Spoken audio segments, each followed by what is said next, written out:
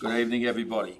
I would like to welcome you to this extraordinary council meeting of Tuesday the 23rd of January 2024, being held at the Nagambie Lakes Regatta Centre due to the Arawa Conference Centre currently being unavailable for use due to storm damage. I'm Peter Stevenson, Interim Administrator of Strathbogie Shire Council, and I'll be chairing this evening's meeting. We acknowledge the traditional owners of the places we live, work and play. We recognise and respect the enduring relationship they have with their lands and waters, and we pay respects to the elders past, present and emerging. Today we're meeting on the lands of the Tongarong peoples of the Eastern Kulin Nation, whose sovereignty here has never been ceded. This public meeting is being streamed live via our website and made available for public access on our website, along with the official minutes of this meeting. All care is taken to maintain your privacy. However, as a visitor in the public gallery, it is assumed that your consent is given in the event that your image is broadcast to the public. It is also assumed that your consent is given to the use and disclosure of any information that you share at the meeting, including personal or sensitive information, to any person who accesses those recordings or minutes.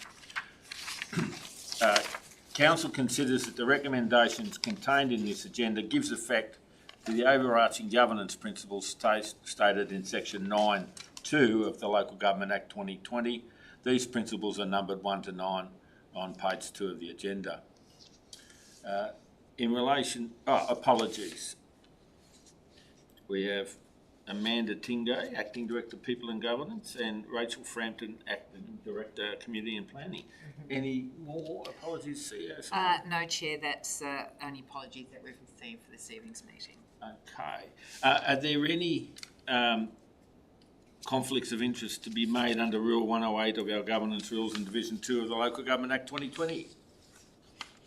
No. Okay, thanks. Point of order, Mr Administrator. On December the 12th, the Shire moved the motion that all meetings be held at the Arawa Conference Centre. Well, okay, thanks, Mr. So there's nothing in that agenda or items about meetings held anywhere else in the Shire. Well, thanks, Mr. Marr. Thanks, Mr. Marr. As I pointed out in my opening statement, the meeting's being held here because of damage to the Arawa Conference Centre.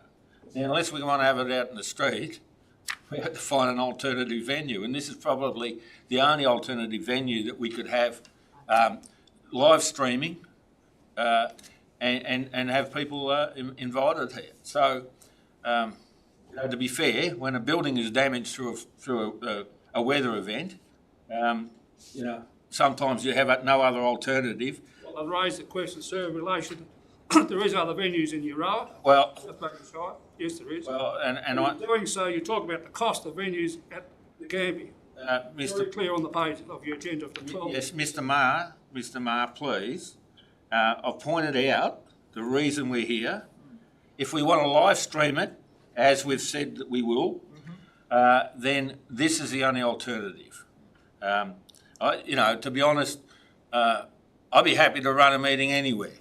Doesn't bother me, as long as it's a fan in this weather. But we need to live stream it, and we don't have the capacity to live stream it anywhere else other than here or the conference centre when the conference centre is habitable.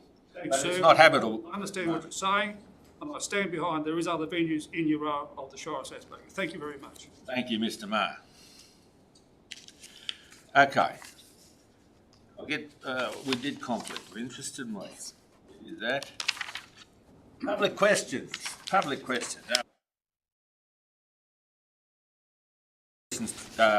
The council for tonight's meeting that were consistent with the governance rules. We did get a couple of late questions, but not only Shire. So again, in terms of governance rules, they were not accepted. But we have 4.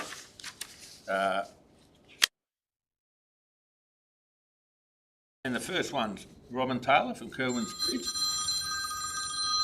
Here's the second one. And we'll just wait until Mr. Weatherall turns his phone off. Thank you. To do that. So So, Robin, I understand you want your questions read on your behalf? Yes. Okay. So, begin with a statement. I've almost had a head-on collision at the Hudson Road, Reedy Lake Road, Weir Road and Richards Road corner straight intersection when a semi-trailer had to come across onto the wrong side of the road to get around the corner. How are you planning on making that corner safe and aligned with IDM guidelines with the current traffic count? The second question, with only a 4 metre seal and 1.5 metre gravel shoulders, how do you maintain the shoulders of the road? With floodwaters and daily wear and tear, the shoulders will degrade quickly and develop deep potholes and corrugations because all vehicles will need to move onto the shoulders to pass oncoming traffic. How do you maintain the shoulders so they are safe to pass, and if so, how often will you assess the safety of the shoulders? And 3, the road safety report says there is no public transport. This is incorrect. A school bus travels this road and will need to pull over onto the gravel shoulder when another vehicle is approaching. As a public primary school bus travels this route twice daily during school terms, would this have an impact on the safety audit recommendations? So in response to your first question, Robin, Weir Road currently has a number of trees that encroach into the road envelope. Therefore, to avoid the trees, larger vehicles prefer to utilise the centre of the road. And germane to that point, today a team of council workers have begun reducing the canopy on that road, and I understand that that work will be completed soon and should make some bit of difference to that part of your question, or to the matters that raised that part of the question. The current design, now getting to the rest of the response, the current design has been reviewed by the road safety auditors, and they consider the use of the unsealed shoulder through this area will permit the passing of 2 large vehicles and did not recommend any amendments to the design. A further review of the design by council officers has been performed of this intersection, and it's considered that increasing the seal width to 6.2 metres wide and applying centreline marking will further enhance the safety at this location, and the design will be amended accordingly during the construction of the project. And it is important to note that Weir Road is not a designated heavy vehicle route, but can accommodate vehicles required for agri-businesses. In relation to question 2, the wear and tear of the unsealed shoulders and the sealed surface will be completed in accordance with Council's road management plan. Council has considerable length of unsealed shoulders across the municipality, and subsequently we have established maintenance practices to manage this type of asset. And finally, in response to the third question, the context of the comments related to public transport using the road in the road safety audit relates to the road being part of a public transport bus route, of which this road is not. A school bus route is not a public transport route. The use of the road as a school bus route has no impact on the findings of the road safety audit. Again, thank you for your questions, Roy. Submitted number 2, Jackie Anton of Kerwin's Bridge. I don't believe she's in attendance either, so I'll read her questions. A permit, there's 3. A permit for removal of native vegetation is required for this project. Officer's report indicates that work on Weir Road will commence prior to this permit being applied for, advertised, assessed and granted. Does this mean the permit will be granted and this application process is just a paperwork formality? The second question, what if there are objections to the native vegetation removal and the permit is refused? Will the road design need to be changed? And 3, the report states this design requires approximate removal of 37 trees. What is meant by approximate? How many trees will be removed? So in response to your questions, Jackie, I advise the following. The project to construct Weir Road comprises of rehabilitating existing pavement and sealing the resultant surface for a length of approximately 2.7 kilometres. The trees identified to be removed are those directly impacted by the construction of the road and generally are located at the cross-culvert locations. Due to the length of the work and therefore the length of time to complete the road's construction, it is considered that sufficient time is available to construct the road in locations where the trees do not impact on the road while the tree permits are obtained. Or should I say, sought.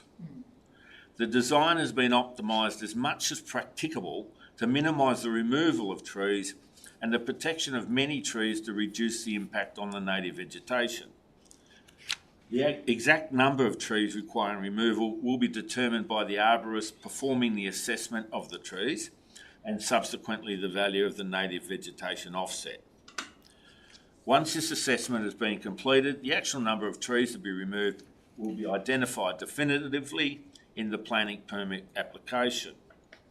Should the permit for the tree removal not be granted, the road at these locations will be required to be redesigned for their retention. And this redesign work may create minor delays in the completion of the project at these locations if required. The options available for the tree's retention will impact on the operation of the road, as it will require further reductions in the width of the road carriageway at these locations. This will possibly result in sections of the road operating under alternate one-way conditions, like the conditions employed on one-lane bridges in days gone by. And I'd stress here that the tree removal permits are not a paper formality, but a clear requirement of the planning scheme processes where the community will be provided with this level of detail for consideration without holding up the entire project's construction. Just a sip, excuse me. That's a mouthful. Our next questions are from Des Mason of Kerwin's Bridge, who also not in attendance tonight. And he begins by stating, for the record, I wish to express my concerns that the community views and suggestions have been ignored. You intend to proceed with this construction without addressing the dangers at the junction of Weir Road, Hudson Road, Richards Road, Reading Lake Road. Two reports have both indicated concerns of the road design as referred to in the CAF engineering report, stating they have concerns that vehicles will cross to the opposite side to negotiate this corner. Also, the report by Red Square Traffic on the detailed design road safety audit, section 4, item 4.1, page 12. Auditors cannot guarantee that every deficiency has been identified, and if all the recommendations in this report were to be followed, this would not guarantee that this section of road is safe. Rather, adoption of the recommendations should improve the level of safety for this road. Also for mention is the reference on page 26 of the same report, which states both vehicles turning at the Nagambie Rushworth and Weir Road must have both outer wheels on the shoulder when passing. How will this method be achieved at the four-way road junction, and what are your recommendations for the corner in question?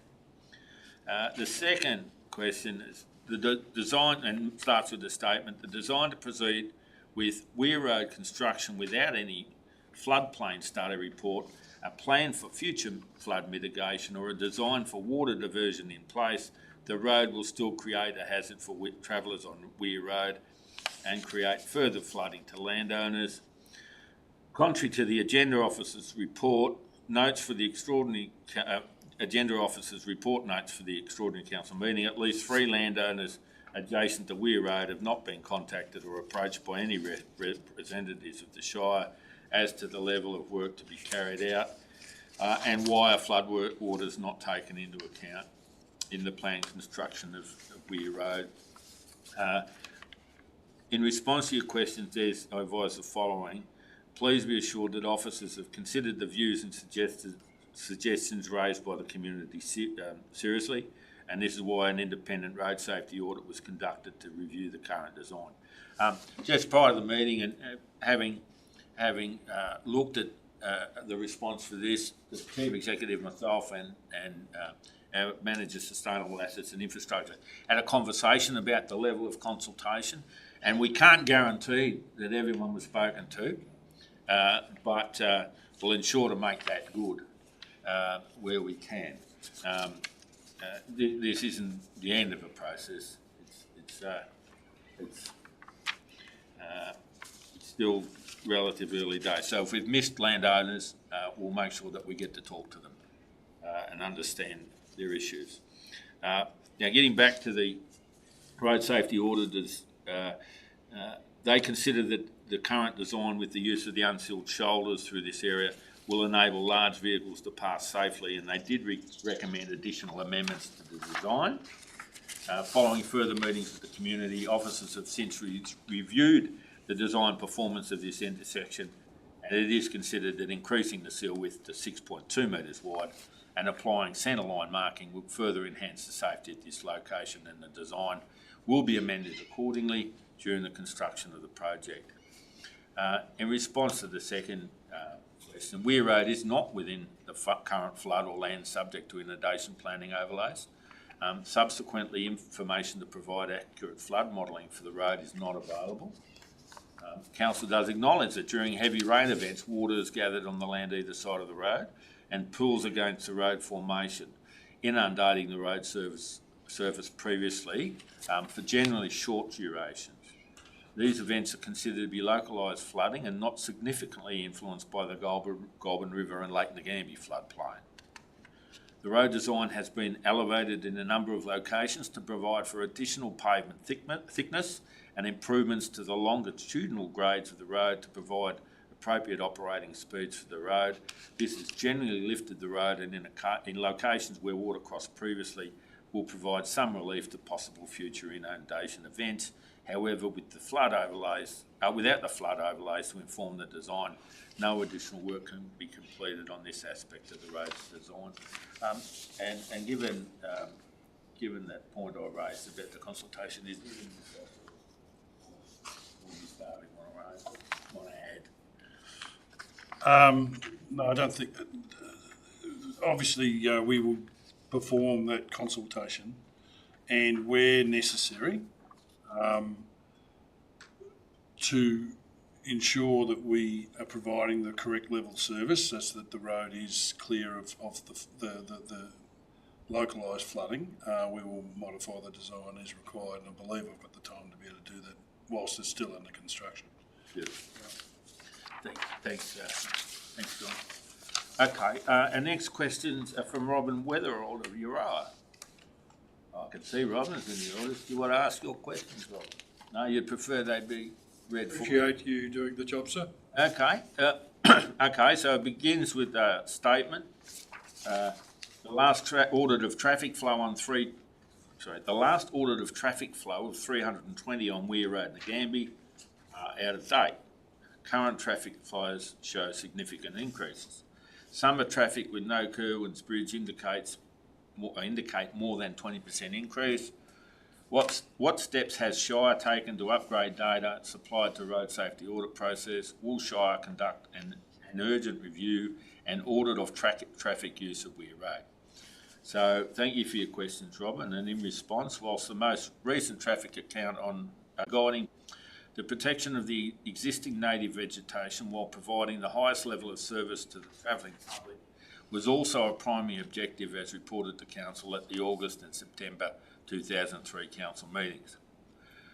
The proposed design for Kerwins Bridge will function in the same manner as the current roads condition, apart from the improved level of service provided by the 4 metre seal and more appropriate pavement materials used in the wider sealed shoulders. The standard of construction for road classifications does not alter from one classification to the next until the traffic count reaches 500 vehicles per day or greater. It is acknowledged that the current volume is close to this amount, and ongoing monitoring of the traffic volumes will be performed, as will Council's endeavours to obtain state and or federal funding for the reopening of Kerwins Bridge to relieve the traffic volumes on Weir Road.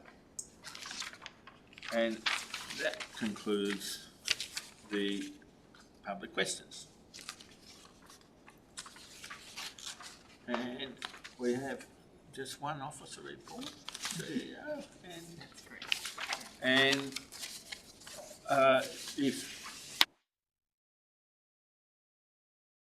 could give a bit of a summary of the report, 8.3.1, contract number 22-23-01, Weir Road and Reedy Lake Road. Thank you, and through you, Chair. The report that's been submitted for consideration tonight provides the background of the design process for Weir Road's construction. The process for the construction as well as the community and the independent road safety audit outcomes to develop the current design and the outcome of the negotiations with the contractor to have the project delivered within the current approved contract value. I don't intend to just repeat verbatim what's in the report. I'll take it as read. The recommendations are there for your consideration, taking into account the questions that were asked and the answers provided. I'll hand it over to yourself to ask any questions as you so desire. So I do note, and this has been around a while as an issue, and I do note that there are differing views, even in the room tonight, I expect, around how the road should be fixed, resurfaced, whether trees should go or not, and if so, how many. But I guess if you could just simplify the, how would you put it? So there's you were going for a minimum number of trees somewhere around 37, and the potential otherwise is something like 200, yeah? That's correct, Chair. The infrastructure design manual for the volumes of traffic within the municipality, regardless of, in fact, the volumes of traffic within this municipality, looking at the different states of collector and linkage, etc. roads, starts with 6.2 metre wide seal with 1.5 or 1.0 shoulders. When that design was used to run the initial design development for this particular road, it was identified that was significant number, i.e. in the order of the 200 trees would be impacted by this particular standard of construction, which is in the order of all of them. There wouldn't be many of the trees left. In previous reports to the council at the August and at the September council meeting, there is a provision within the infrastructure design manual that enables us to depart from those design standards if, in fact, anything that we perform as part of our asset maintenance impacts significantly, particularly on native vegetation. So it was taken, the decision was taken at that time to reduce the standard to a 4 metre seal and 1 metre shoulders, which when discussed broadly with the community, there was some concern, as well as with the council officers of the council laws at the time, and it was an independent road safety audit to determine whether the design was appropriate was requested at the September meeting. We anticipated that report would be submitted to us prior to Christmas. Unfortunately, it wasn't, and it didn't arrive until just in the new year. Did indicate that the design that we come up with the 4 metre seal and the 1 metre shoulders was appropriate, but it did recommend that we consider widening those shoulders to 1.5 metres. And so the council officers took the opportunity to do that. It also recommended that we put up quite a number of additional advisory signs, in particular speed advisory signs, particularly at the intersection that's been mentioned a couple of times tonight. And so we have implemented those recommendations of the road safety audit report to install those signs as part of the project. After that body of work was completed, we revised the design, and we then went back to the community at the reference committee for the Kerwins Bridge community panel, of which numerous members of the community expressed some additional concerns. In particular, they asked me to obtain further advice on the safety of the intersections as per their concerns about that, and those were expressed in some of the questions that were put today. Because those intersections weren't explicitly discussed within the initial report. That information was provided back to the road safety auditor, and they have come back to us and indicated, as you've heard in the responses to the questions, that they still considered, even though vehicles did have to use the unsealed sections of the road, particularly at the Reedy Road, Weir Road, Hudson Road, and there's one more. Thank you, Robert.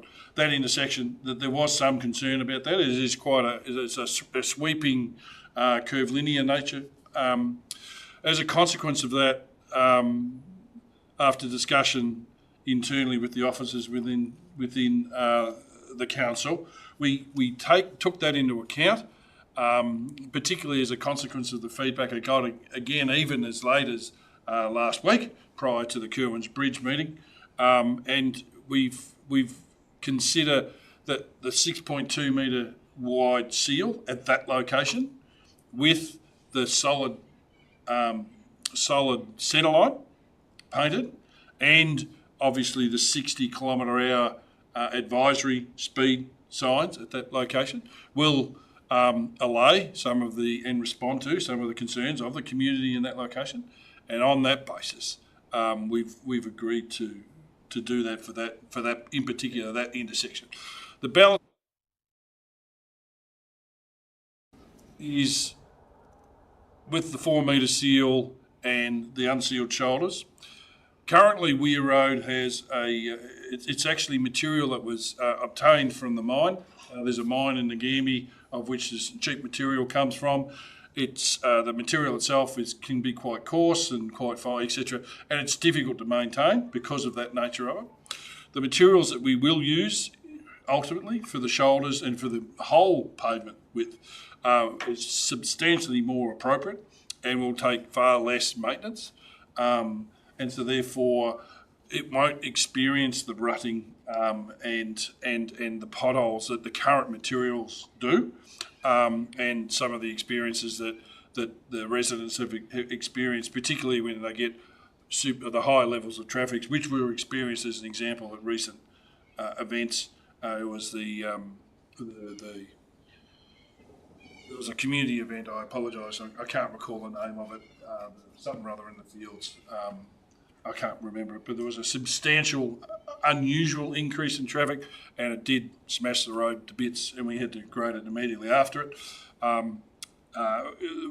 With the seal, what that will do is it will increase that level of service to the broader community. It's a 4 metre seal is not something that's not considered appropriate within the road design guidelines.